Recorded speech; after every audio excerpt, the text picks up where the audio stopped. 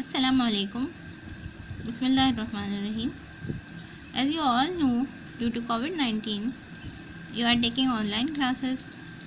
Uh, so, we are taking computer class today. Class 8. Open your book at page number 120. Chapter number 10. Introduction to E-commerce. पढ़ाने का तरीका ये होगा कि chapter की रीडिंग आप लोग खुद करेंगे और एक्सप्लेनेशन मैं टॉपिक बाय टॉपिक करूँगी। आप इस तरह से पढ़ेंगे कि आप रीडिंग करेंगे, उसके बाद वीडियो ऑन करेंगे, उसकी एक्सप्लेनेशन सुनेंगे, उसके बाद नेक्स्ट टॉपिक पे आएंगे, फिर उसकी रीडिंग करेंगे, फिर वीडियो को ऑन करेंगे और उसकी एक्सप्लेनेशन सुनेंगे, फिर तीसरे टॉपिक पे आएंगे, वीडियो को पॉज कर देंगे, पहले रीडिंग करेंगे, उसके बाद वीडियो की एक्सप्लेनेशन, वीडियो में आप उसकी टॉपिक की एक्सप्लेनेशन सुनेंगे। ये इसलिए मैं कर रही हूँ कि अगर मैं पूरी कंप्लीट रीडिंग करूँगी तो बहुत ज़्यादा वीडियो बड़ी हो जाएगी, जिसका हैंडल करना मेरे लिए भी मुश्किल है और आप लोगों के लिए भी मुश्किल है। ठीक है, सो लेट्स वी स्टार्ट। सबसे पहले तो आपको ये पता होना चाहिए कि कॉमर्स क्या चीज़ होती है। Buying and selling of goods is commerce. ठीक है, जब आप कोई चीज़ ख़रीदने जा रहे हैं, आप या जो कोई भी ख़रीदेंगे, उसको सेल करेंगे, इन एक्टिविटीज़ को हम कॉमर्स कहते हैं। ठीक है, कमर्शियल एक्टिविटीज़ कहते हैं, कॉमर्स कहते हैं। अच्छा, कॉमर्स में ऑब्वियसली मनी इन्वॉल्व होगा। जब मनी इन्वॉल्व होगा तो बैंक और बैंक अकाउंट्स भी इन्वॉल्व होंगे। ठीक है, अब क्योंकि आपको पता है कि हमारी लाइफ में कंप्यूटर और इंटरनेट बहुत ज़्यादा इन हो चुके हैं, तो जैसे कि मैन्युफैक्चरिंग में भी कंप्यूटर यूज़ होता है, वर्किंग में, नॉर्मल वर्किंग में कंप्यूटर यूज़ हो रहा है, कम्युनिकेशन में कंप्यूटर यूज़ हो रहा है, टेक्नोलॉजी यूज़ हो रही है। तो इस टेक्नोलॉजी के चेंज की वजह से आपका कॉमर्स भी चेंज हो गई है। जब कॉमर्स में टेक्नोलॉजी इन्वॉल्व हो जाती है तो वो ई कॉमर्स कहलाती है। ठीक है, व्हाट इज़ ई कॉमर्स? अगर आप किसी स्टेशनरी की शॉप पे जा रहे हैं और वहाँ पर आप एक पेंसिल बॉक्स ख़रीद रहे हैं, तो ये भी एक कमर्शियल एक्टिविटी है। ठीक है, आप उसके अंदर इन्वॉल्व हैं, कॉमर्स में इन्वॉल्व हो गए। ठीक है, उसके बाद अगर आप बैंक अकाउंट में अपनी सेविंग्स को डिपॉजिट कर रहे हैं तो आप जो है बैंकिंग एक्टिविटी में इन्वॉल्व हो गए। लेकिन दोनों सूरतों में, अगर आप शॉप पे जा रहे हैं या बैंक जा रहे हैं, दोनों सूरतों में आपको ट्रैवल करना पड़ेगा। ठीक है, लेकिन कंप्यूटर्स ने इन सब चीज़ों को चेंज कर दिया है। इलेक्ट्रॉनिक कॉमर्स आपको अलाउ करता है कि आप कमर्शियल और बैंकिंग एक्टिविटीज़ में घर बैठे इंटरनेट और कंप्यूटर को यूज़ करके एक्टिविटीज़ परफॉर्म करें। अगर हमें कोई चीज़ बाय करनी है या सेल करनी है तो हमें अपने घर से निकलने की ज़रूरत नहीं है। हम अपने बैंक अकाउंट को ट्रैवलिंग में ऑपरेट कर सकते हैं, अपने स्मार्ट डिवाइस को यूज़ करते हुए बस में कर सकते हैं, लैपटॉप को यूज़ करते हुए किसी ट्रेन में कर सकते हैं। लेकिन आपको क्या चाहिए? साथ में उसका इंटरनेट कनेक्शन चाहिए। इलेक्ट्रॉनिक कॉमर्स ने कम्युनिकेशन को, डेटाबेस मैनेजमेंट को और डेटा सिक्योरिटी को कंबाइन कर दिया है। इस वजह से हम प्रोडक्ट्स की इंफॉर्मेशन बहुत सेफली और बहुत आसानी से एक्सेस कर सकते हैं। इसके अलावा हमारी जो सेंसिटिव इंफॉर्मेशन होती है, जैसे bank account number, pin code, credit card number etcetera, ये सारी सेंसिटिव इंफॉर्मेशन होती है, प्राइवेट इंफॉर्मेशन होती है। ये भी हम बहुत कॉन्फिडेंस के साथ शेयर कर सकते हैं इंटरनेट पे। ठीक है, क्योंकि सिक्योरिटी इंटरनेट पर मौजूद है इन चीज़ों के लिए। Now the growth of e commerce. E commerce जो है वो किस तरह से ग्रो हुआ? स्टेप बाय स्टेप ग्रो हुआ। ठीक है, ईयर बाय ईयर ग्रो हुआ। ई कॉमर्स को आए हुए ज़्यादा टाइम नहीं हुआ। ठीक है, तो उसका बेसिक आइडिया क्या है ई कॉमर्स का? कि लोगों को फिज़िकली मार्केट में नहीं जाना पड़े गुड्स और सर्विसेज के लिए। वो सिंपली वेबसाइट पे जाएं, वहाँ से जो भी ख़रीदना चाहते हैं वो सेलेक्ट करें। वेबसाइट पे हर किस्म की डिस्क्रिप्शन, प्रोडक्ट के बारे में अवेलेबल होगी प्राइसेस के साथ। वहाँ से यूज़र जो भी ख़रीदना चाह रहे हैं वो वेबसाइट को पे सेलेक्ट कर लें, इन्फॉर्म कर दें, और वेबसाइट से जो है वो चीज़ें आपके घर पर डिलीवर हो जाएंगी, या जो भी एड्रेस आपने दिया है वहाँ डिलीवर हो जाएंगी। ये सब किस वजह से मुमकिन है? सिर्फ इस वजह से कि कंप्यूटर और बैंकिंग सब कंप्यूटराइज हो चुका है। ठीक है, ये सब किसकी वजह से मुमकिन है? कंप्यूटर्स की वजह से मुमकिन है, इंटरनेट की वजह से मुमकिन है, कंप्यूटर्स के नेटवर्क की वजह से मुमकिन है, और बैंकिंग जो है वो भी ऑनलाइन है, इस वजह से ये ई कॉमर्स मुमकिन है। ठीक है, अब किस तरह से हमारा ये सफ़र ई कॉमर्स का स्टार्ट हुआ कि आज हम बहुत आराम से इंटरनेट को यूज़ करते हुए ऑनलाइन शॉपिंग कर रहे होते हैं, ऑनलाइन एक्टिविटीज़ परफॉर्म कर रहे होते हैं, ऑनलाइन बैंकिंग कर रहे होते हैं। ठीक है, सबसे पहले 1970s में इलेक्ट्रॉनिक डेटा इंटरचेंज इंट्रोड्यूस हुआ। इसमें क्या था कि डिफरेंट बिजनेसेस जो हैं वो आपस में कंप्यूटर नेटवर्क के थ्रू डेटा शेयर कर सकते थे, और बिजनेसेस जो हैं वो सप्लायर के साथ अपनी इंफॉर्मेशन शेयर कर सकते थे, और बैंक जो हैं वो दूसरे बैंक के साथ अपनी इंफॉर्मेशन शेयर कर सकते थे। ये था इलेक्ट्रॉनिक डेटा इंटरचेंज। उसके बाद 1979 में एक अंग्रेज़ साहब थे माइकल एल्ड्रिच, उन्होंने बेसिक ऑनलाइन शॉपिंग का आगाज़ किया। उसमें क्या था कि कस्टमर जो है वो प्रोडक्ट्स बाय कर सकते थे कंप्यूटर को यूज़ करते हुए। ठीक है, इसके अलावा बिजनेसेस भी अपने जो परचेजिंग है वो ऑनलाइन कर सकते थे। कि फॉर एग्ज़ाम्पल अगर कोई फैक्ट्री का मैनेजर है, वो कोई फैक्ट्री के लिए फैक्ट्री में बनने वाला माल बनाना, रॉ मटेरियल मंगाना चाहता है, जैसे स्टील और वुड, जिससे उसको कुछ फर्नीचर बनाने हैं, तो वो सप्लायर से कांटेक्ट कर सकता है कंप्यूटर के थ्रू ऑनलाइन ये परचेसिंग के लिए। 1980s में क्रेडिट कार्ड्स और ऑटोमेटेड टेलर मशीन्स जो हैं वो कॉमन हुई। क्रेडिट कार्ड क्या होता है? ये एक ऐसा कार्ड होता है प्लास्टिक का जो बैंक इशू करता है किसी भी क्लाइंट को। कार्ड होल्डर से ये वादा होता है बैंक का, जो क्रेडिट कार्ड इशू करने वाला बैंक होता है, जिस बंदे को इशू करता है वो एक तरह का प्रॉमिस कर रहा होता है उससे कि ये आप जो भी इस कार्ड से परचेजिंग करेंगे वो बैंक पे करेगा, लेकिन एक लिमिट होती है उसकी कि इस लिमिट तक आप परचेजिंग कर सकते हैं। ठीक है, फिर क्या होता है कि जब क्रेडिट कार्ड लेके आप कहीं शॉपिंग करने जाते हैं तो आप शॉपकीपर को क्रेडिट कार्ड देते हैं, वो उसको स्कैन करता है, और इस तरह से उसको क्रेडिट कार्ड का नंबर पता स्कैन हो जाता है और आपकी परचेजिंग हो जाती है। बैंक के पास इंफॉर्मेशन चली जाती है कि आपने ये चीज़ परचेज़ की है, इतने की परचेज़ की है, तो बैंक जो है वो कस्टमर के बिहाफ पे पेमेंट कर देता है, और बाद में कस्टमर जो है वो बैंक को वो पैसे वापस कर देता है। ठीक है, तो इसकी वजह से क्या फ़ायदा है कि अगर आप कैश लेके जा रहे हैं और वो कैश आपके पास कम है तो आप जो है क्रेडिट कार्ड यूज़ कर सकते हैं।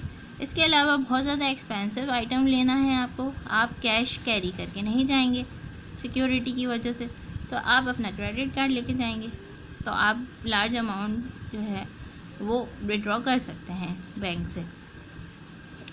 लेकिन मेक श्योर कि आपके बैंक अकाउंट में पैसे भी होने चाहिए। ऑटोमेटेड टेलर मशीन्स, ये मशीन्स आपने देखी होंगी, अब तो बहुत सारी पब्लिक प्लेसेस पे भी लगी हुई होती हैं, शॉपिंग मॉल्स में लगी हुई होती हैं, हॉस्पिटल्स में लगी हुई होती हैं। बैंक्स के साथ बराबर में ये ऑटोमेटेड टेलर मशीन्स लगी हुई होती हैं। 24 आवर्स ये अवेलेबल होती हैं। आप बैंक क्लोज़ है उस वक्त भी आप इसमें से पैसे विड्रॉ कर सकते हैं। ठीक है, कैशियर की ज़रूरत नहीं होती है।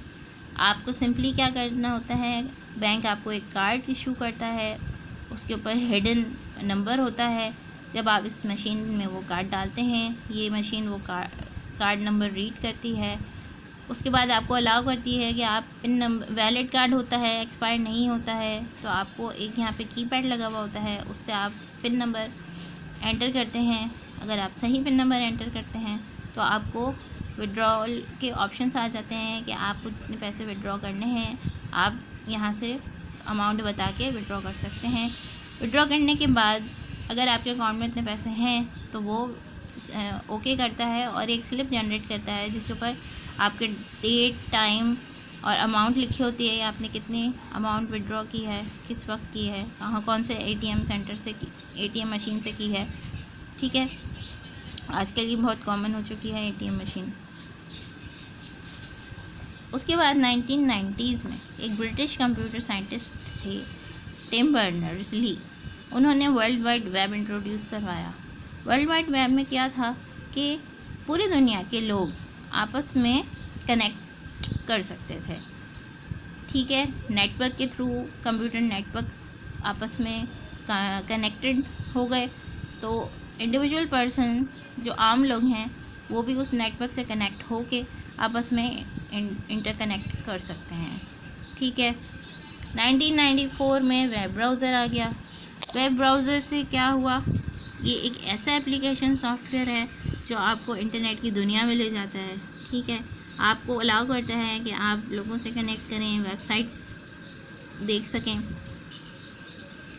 इसकी वजह से क्या हुआ कि रेस्टोरेंट्स ने ऑनलाइन ऑर्डरिंग अलाउ की। कस्टमर जो हैं अपने घर पे रहते हुए कंप्यूटर नेटवर्क इंटरनेट यूज़ करते हुए अपने मील्स ऑर्डर कर सकते हैं। टेलीफोन के बजाय आप अपना ऑर्डर जो है वो वेबसाइट के थ्रू भी कर सकते हैं। और इसके अलावा 1994 में ऑनलाइन बैंकिंग भी शुरू हुई। ऑनलाइन बैंकिंग क्या है, वेबसाइट्स के थ्रू आपको अपने अकाउंट की, बैंक की इंफॉर्मेशन मिल जाएगी, लेकिन इसके लिए सिक्योरिटी भी है कि आपको एक यूज़र नेम और पासवर्ड दिया जाता है जिसके थ्रू आप जो है वेबसाइट को लॉगिन करते हैं और फिर आप ये सारे इंफॉर्मेशन एक्सेस करते हैं। 1998 में काफ़ी सारी ई कॉमर्स वेबसाइट्स लॉन्च हुई। बहुत सारी वेबसाइट जो हैं वो यंग पीपल ने बनाई थी और उसकी वजह से वो मिलियनेयर बन गए, क्योंकि ये ऑनलाइन बिजनेस जो है बहुत पॉपुलर हुआ उन दिनों में। इन वेबसाइट्स में क्या था, शॉपिंग थी, बुक्स की शॉपिंग, क्लोथ्स की शॉपिंग, गिफ्ट्स, टॉयज़। इसके अलावा कोई भी यूज़र चाहे तो अपनी प्रोडक्ट जो है वो वेबसाइट पे रख सकता है ऑक्शन के लिए। ऑक्शन आप लोगों को पता है क्या होता है, किसी भी चीज़ के लिए आप ऑफ़र करते हैं कि हम इसको इतनी प्राइस में ख़रीदना चाहते हैं। ठीक है, उसमें जो सबसे ज़्यादा प्राइस देता है वो चीज़ उसकी हो जाती है। ठीक है, तो ऑक्शन के लिए भी लोग अपनी प्रोडक्ट्स को जो है वो वेबसाइट्स पे रख रहे थे, तो जो कोई भी उसको एक्सेस कर सकता था उस वेबसाइट को, वो प्राइस भी ऑफ़र कर सकता था। ठीक है, आ जाएं पेज नंबर 124 पे। ठीक है, ऑक्शन में ये होता है कि आप जो है जो सबसे ज़्यादा प्राइस ऑफ़र करता है, बस उसके बाद अगर कोई से ज़्यादा हाईएस्ट प्राइस ऑफ़र नहीं करता तो जिसने सबसे हाईएस्ट प्राइस ऑफ़र की होती है वो चीज़ उसकी हो जाती है, वो उसको ख़रीद सकता है। 2000 में बहुत डिफ़िकल्ट पीरियड था ऑनलाइन बिजनेसेस के लिए। उस वक्त ई कॉमर्स वेबसाइट जो है वो आउट ऑफ बिजनेस हो गई थी, लोग नहीं यूज़ कर रहे थे, ई कॉमर्स वेबसाइट्स के थ्रू शॉपिंग नहीं कर रहे थे। उन दिनों में काफ़ी इश्यूज़ थे, सिक्योरिटी के इश्यूज़ थे, नेटवर्क इश्यूज़ थे, जो कुछ भी था। 2000 का जो दौर था उसमें ई कॉमर्स जो है वो बहुत डाउन थी। उसके बाद 2010 में ई कॉमर्स एक्टिविटी स्टेबल हो गई और उसके बाद ऑनलाइन शॉपिंग, रिटेलिंग, सेल्स सब कुछ बहुत ज़्यादा बढ़ गया और यूनाइटेड स्टेट्स में जो है वो $173 बिलियन की ऑनलाइन शॉपिंग हुई। E commerce income generation methods. सबसे पहले तो बहुत सारी ई कॉमर्स वेबसाइट्स आपको अलाउ करती हैं कि आप अपने प्रोडक्ट को वहाँ से परचेज़ कर सकें या किसी सर्विस को वहाँ से परचेज़ कर सकें। और बिज़नेस जो वो बिज़नेस चला रहा है उन प्रोजेक्ट्स का वो अरेंज करता है कि वो प्रोडक्ट्स आपको डिलीवर हो जाएं या वो सर्विसेज आपको वहाँ पर डिलीवर हो जाएं आपके जिस एड्रेस पे आपने कहा है। इन साइट से क्या होता है कि कस्टमर्स को जब गुड्स सेल होती हैं तो कस्टमर को इनकम जनरेट होती है। ठीक है, ये एक ऐसी वेबसाइट की फ़ोटो है जो सॉफ्टवेयर सेल कर रही है। जो भी अब सॉफ्टवेयर बनते हैं ये उनको सेल कर रही है। ये ऐसी वेबसाइट की फ़ोटो है। ठीक है, उसके बाद इनकम जनरेट कैसे कर सकते हैं ई कॉमर्स के थ्रू के बजाय इसके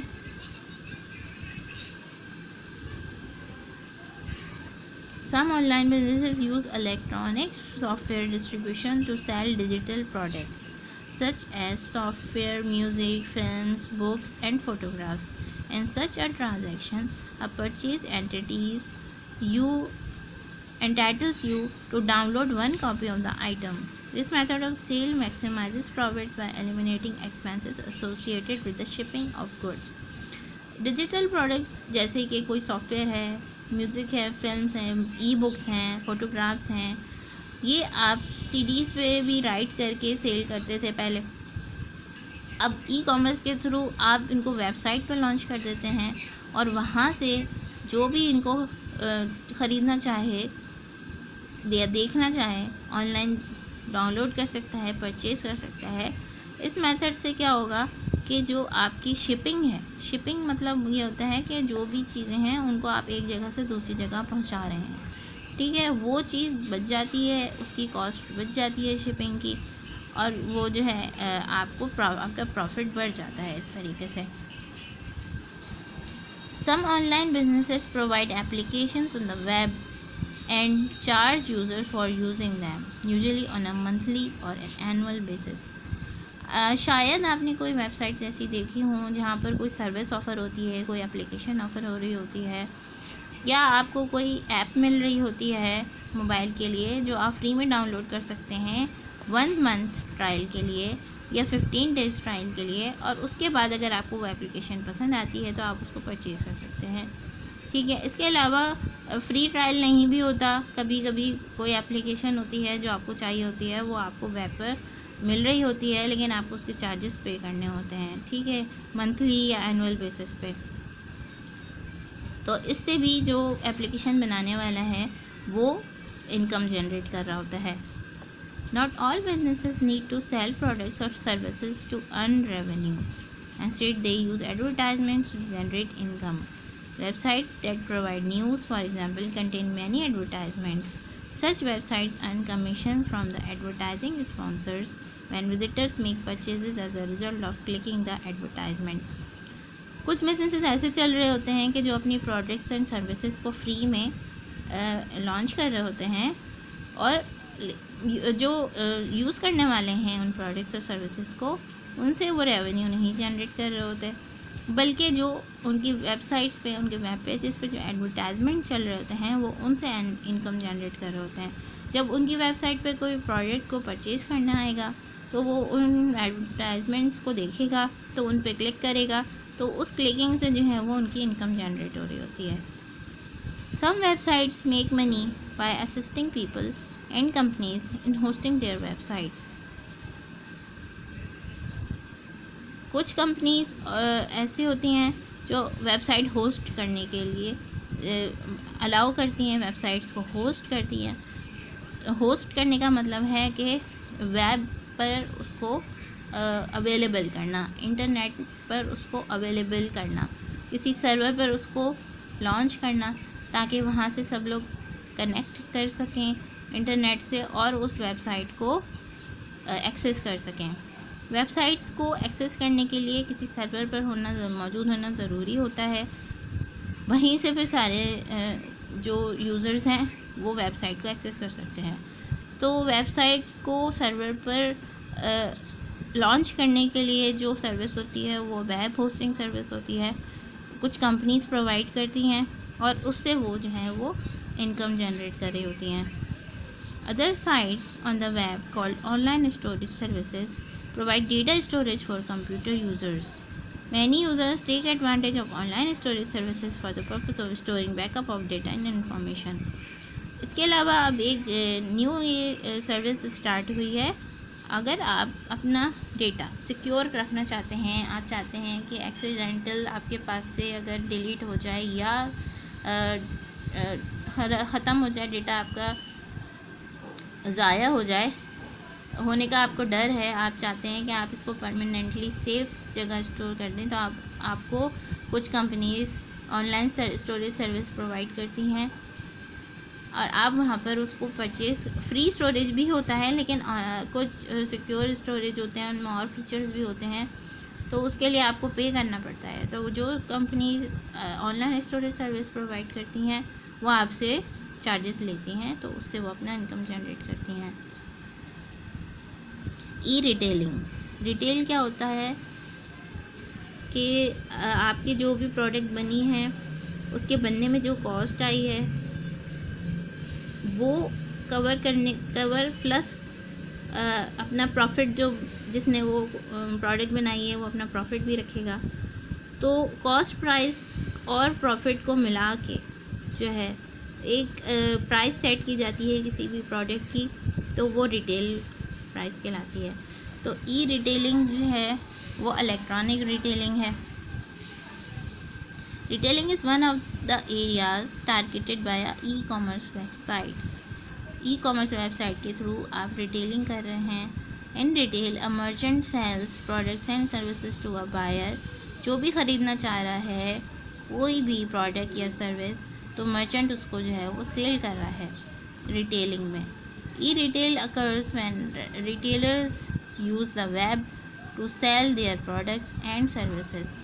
ये काम अगर वेब के थ्रू हो रहा है तो ये ई रिटेल कहलाएगी. Let's see how the process works. देखते हैं कि ई रिटेलिंग किस तरह से होती है. ये आपको पिक्चर दिखाई हुई है एन ई रिटेलिंग वेबसाइट. इस पे क्या है, आपके पास प्रिंटर है, पीसी हेडसेट है, कंप्यूटर की एक्सेसरीज़ हैं, ठीक है. ये आपके पास सीडी है, डिफरेंट प्रोडक्ट्स हैं, ये इंटरनेट फ़ोन है, ठीक है. तो इनके साथ यहाँ पे कुछ डील्स भी ऑफ़र की हुई हैं कि अगर ये आज आप ख़रीदेंगे तो आपको इतना डिस्काउंट मिलेगा. ये सब कुछ ये ई रिटेलिंग वेबसाइट है, ठीक है. यहाँ पे आपको ये सारी कैटेगरी बताई हुई है कि आप ये सब चीज़ें यहाँ पर ख़रीद सकते हैं. फॉर एग्ज़ाम्पल, अगर आप laptop bags and laptop cases के ऊपर क्लिक करेंगे तो यहाँ पर इस साइट पर, इस पैनल में आपके पास सारी जो हैं लैपटॉप के बैग्स और लैपटॉप के केसेस की इंफॉर्मेशन आने लगी कि उनकी पिक्चर्स, उनकी प्राइसेस, ठीक है. पेज नंबर 126 पे आ जाएं. हम देखते हैं कि ई रिटेलिंग किस तरह से इसका प्रोसेस वर्क करता है.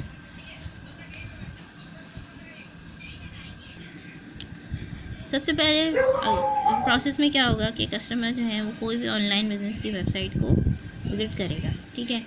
वो फिज़िकल शोरूम को रिप्रेजेंट कर रही होती है कोई भी वेबसाइट, ठीक है. उधर क्या होता है, सारी प्रोडक्ट्स डिस्प्ले हो रही होती हैं और वहाँ पर उनके बारे में उनकी पिक्चर्स होती हैं, उनकी डिस्क्रिप्शंस होती हैं, उनकी डिटेल्स होती हैं. और कि फॉर एग्ज़ाम्पल अगर क्लोथिंग साइट है तो उसमें उसकी डिटेल्स होंगी कि कौन सा फैब्रिक है, इसकी कौन कौन से साइज़ेस हैं, कौन कौन से कलर्स हैं, ये उसकी डिस्क्रिप्शन होगी. उसके बाद प्रोडक्ट के रिव्यूज़ भी होते हैं कि जिन लोगों ने वहाँ से परचेज़ किया हुआ होता है तो वो उसके बारे में रिव्यू दे रहे होते हैं कि ये कैसा है, अच्छा है, बुरा है, हमारा ये वेबसाइट कैसी है, या आपको अच्छा प्रोडक्ट प्रोवाइड कर रही है या नहीं कर रही है, ऑन टाइम डिलीवरी कर रही है या नहीं कर रही है. ये सब रिव्यूज़ भी वहाँ पर मौजूद होते हैं. तो सबसे पहले कस्टमर जाएगा तो वो ये सारा कैटलॉग देखेगा, ठीक है, कि क्या क्या प्रोडक्ट्स ऑफ़र हो रही हैं, क्या क्या उसके बारे में डिस्क्रिप्शंस पढ़ेगा और रिव्यूज़ देखेगा.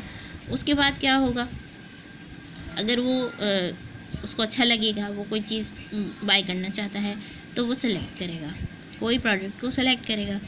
सिलेक्शन से क्या होगा कि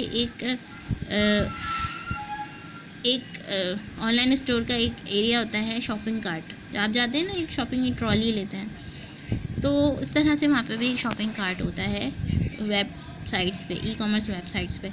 तो आप उस शॉपिंग का जब आप कोई प्रोडक्ट सेलेक्ट करते हैं बाइंग के लिए, तो वो शॉपिंग कार्ट एक्टिवेट हो जाता है, ठीक है।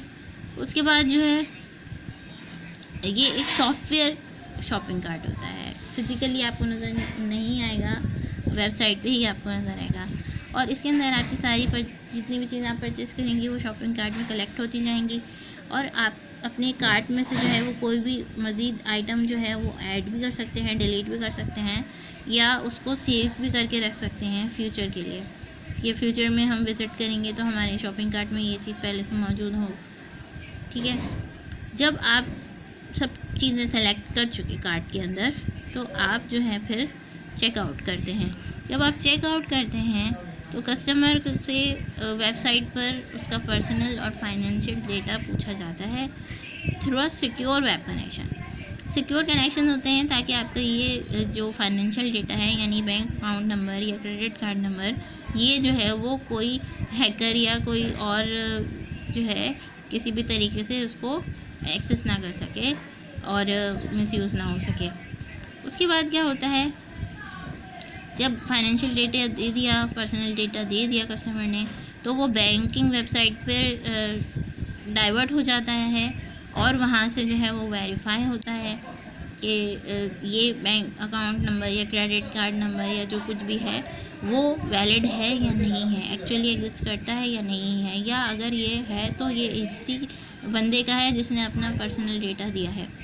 जब ये सब चीज़ें वेरीफाई हो जाती हैं, अप्रूव हो जाता है बैंक से, बैंक की वेबसाइट से, तो कस्टमर जो है वो कस्टमर को कंफर्मेशन नोटिस मिल जाता है परचेजिंग का।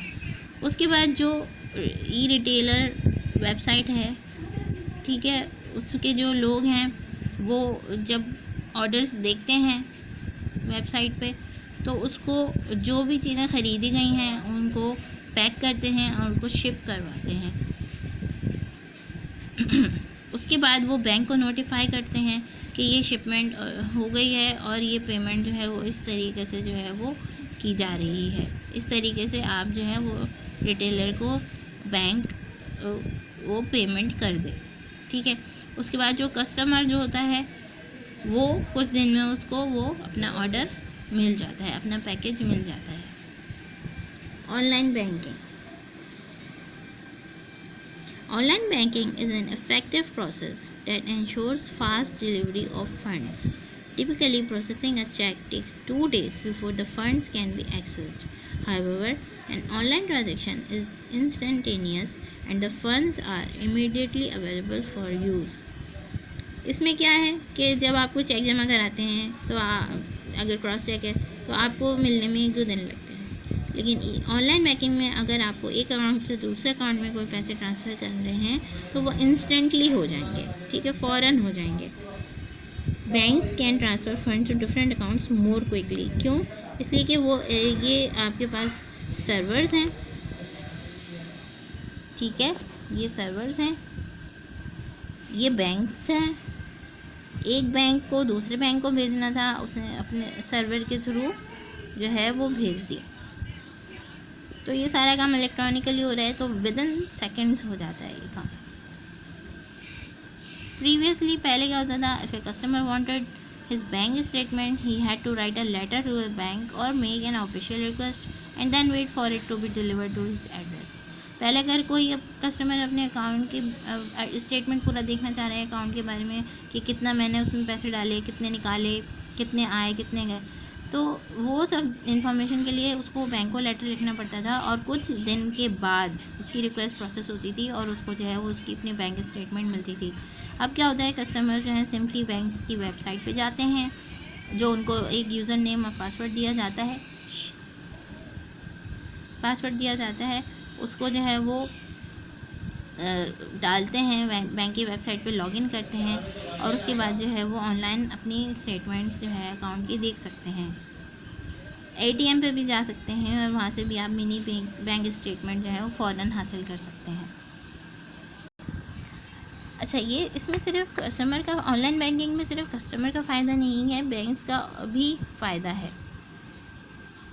वो बहुत क्विकली फंड्स ट्रांसफ़र कर सकते हैं, इंफॉर्मेशन शेयर कर सकते हैं दूसरे बैंक से बहुत आसानी से। इसके अलावा जो है वो ज़्यादा अच्छी सर्विस प्रोवाइड कर सकते हैं और डेटा की प्रोटेक्शन प्रोवाइड कर सकते हैं। नई टेक्नोलॉजीज़ अलाउ कर सकते हैं बैंक कस्टमर्स को, जैसे क्रेडिट कार्ड, डेबिट कार्ड और इलेक्ट्रॉनिक फ़ंड ट्रांसफ़र जो है। इसकी वजह से आपका जो सारा काम है, सारा प्रोसेस है, आसान भी है और क्विक भी है। The infrastructure requirements for e commerce. Infrastructure क्या होता है कि जो भी आपको कॉमर्शियल एक्टिविटीज़ में जिन भी चीज़ों की ज़रूरत है वो आपके पास जो है वो उनकी अवेलेबिलिटी क्या है।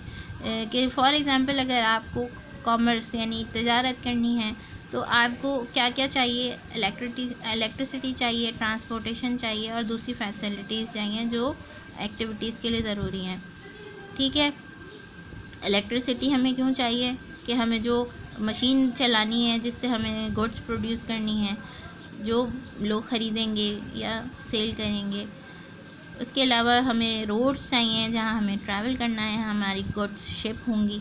ठीक है, फैक्ट्रीज़ पे जाएंगी, शॉप्स पे जाएंगी, स्टोर्स पे जाएंगी।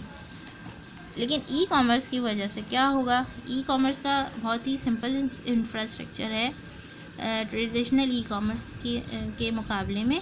क्योंकि ई कॉमर्स में आपको सिर्फ क्या चाहिए, बेसिक रिक्वायरमेंट आपकी फ़ास्ट इंटरनेट कनेक्शन है और कोई भी स्मार्ट डिवाइस है। वो आपका लैपटॉप भी हो सकता है, कंप्यूटर भी हो सकता है और आपका मोबाइल फ़ोन भी हो सकता है।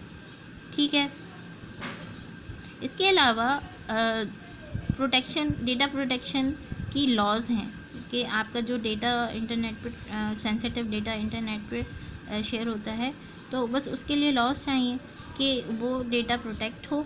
और इसके अलावा अगर कोई उस डेटा को इलीगली एक्सेस करता है तो उनको पनिशमेंट मिले, ये आपको लॉज चाहिए। ठीक है, इलेक्ट्रिसिटी आपको चाहिए ई कॉमर्स में ताकि आप कंप्यूटर या अपनी स्मार्ट डिवाइस को चला सकें। ठीक है, इसके लिए क्या है कि आपकी कंट्री में गुड फाइबर ऑप्टिक केबल्स का कनेक्शन होना चाहिए जो सबसे फास्ट डेटा ट्रैवल करता है फाइबर ऑप्टिक्स में। इसके अलावा आपके पास क्या होना चाहिए कि अच्छे ट्रेंड एक्सपर्ट लोग होने चाहिए कि अगर नेटवर्क में कोई प्रॉब्लम आए तो फ़ौरन उसको सॉल्व कर लें। इसके अलावा क्या हो कि कस्टमर का जो डेटा है उसकी प्रोटेक्शन के लिए, वेरिफिकेशन और वैलिडेशन के लिए जो है वो कुछ मेजर्स होने चाहिए। वेरिफिकेशन क्या होती है डेटा की, कि आप वेरीफाई कर रहे हैं कि जो डेटा प्रोवाइड किया गया है वो सही है या नहीं। वैलिडेशन क्या होती है कि जो डेटा होना चाहिए वही डेटा है। फॉर एग्ज़ाम्पल कि अगर कोई जहाँ पर कहीं पर अमाउंट लिखनी है नंबर्स में तो वहाँ पर कोई टेक्स्ट में अपना नाम लिख दे, अल्फ़ाबेट्स लिख दे, तो ये वैलिड डेटा नहीं होगा। ठीक है, अगर रुपीज़ में आपको देना है अमाउंट नंबर्स में तो वहाँ पर नंबर्स ही होने चाहिए। ये नहीं है कि वहाँ पर कोई अल्फ़ाबेट्स में कोई नाम लिख रहे हैं तो वो वैलिड डेटा नहीं होगा। तो ये वैलिडेशन चेक्स जो हैं वेबसाइट्स में लगे हुए होते हैं। ठीक है।